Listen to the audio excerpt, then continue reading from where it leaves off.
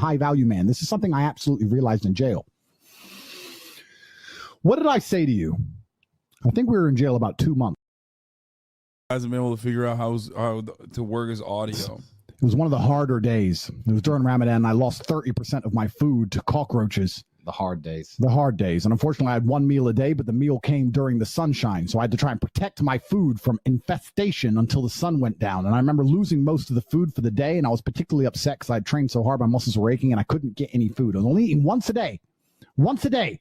And I said to you, I said, Tristan, I have no problem suffering if the people I love are not suffering. My children are taken care of. The women I love are taken care of. My mother is taken care of. Everybody around me is fine. Even if they've removed me from my life and locked me in a jail cell, everybody I love is taken care of, and is protected and is living good. I must suffer because I am a man. I am the head of my empire. I'm the head of the clan. Of course, I will suffer, but the people I love are not suffering. This is what God has bestowed upon important men since the beginning of time. Not just important men, all men. The men in the Titanic, as the boat was going down, about to be sucked into the icy cold water, some of the last thoughts in those men's head, I know, was at least I saw my daughter and my wife get on that boat. Absolutely. I'm happy to plunge into this ice cold water because there they are. On that boat, away from danger. Everyone we love and everyone in the world who we care about was taken care of. And I said, Andrew, would you rather us both be at liberty, but someone else in our life suffer? Mom suffer?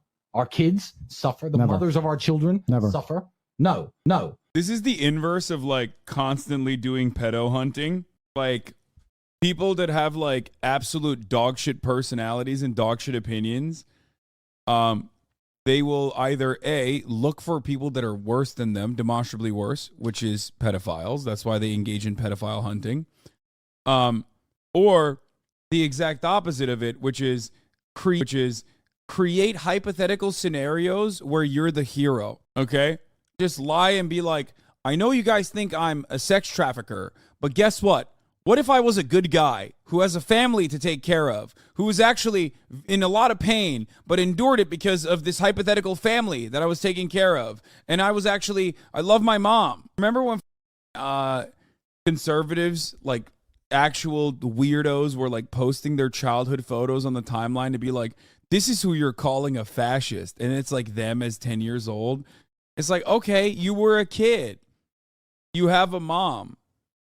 Like, got it. Who gives a shit? Like, what do you mean? Well, stop being a fucking piece of shit now as an adult. That's what I care about. I'm glad it was me. That's what I care about. I'm glad it was me. I'm glad I was the one who was suffering and everyone else was okay, because that's what being a man means.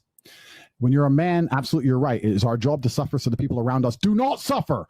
And that's why if you're a man and you're waking up every day and you're not trying your very best to be important or upgrade yourself or upgrade your character, or you're lacking motivation, then you have a serious problem, because it is your job to be capable of dealing with the insurmountable pressure which God is going to put upon you so that when you suffer, everyone around you does well. Dog, you went to prison, like, and you're still under house arrest.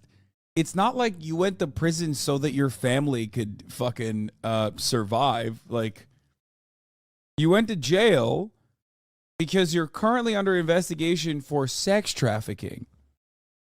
Okay? That's why. Was your family also sex trafficking and you're the fall guy?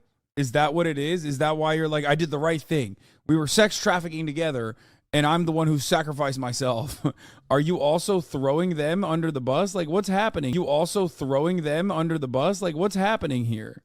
Even if they throw us in a dungeon today, everybody we love will be okay forever.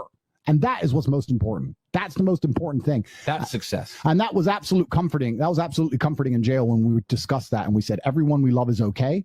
You and I just have to make it through this. And that's absolutely and utterly comforting. And if you're a man sitting at home right now, you need to sit and say, okay, if they plucked me from my life, if they picked me up and threw me in a room and locked me in a jail cell, which can happen. Which can happen to anybody.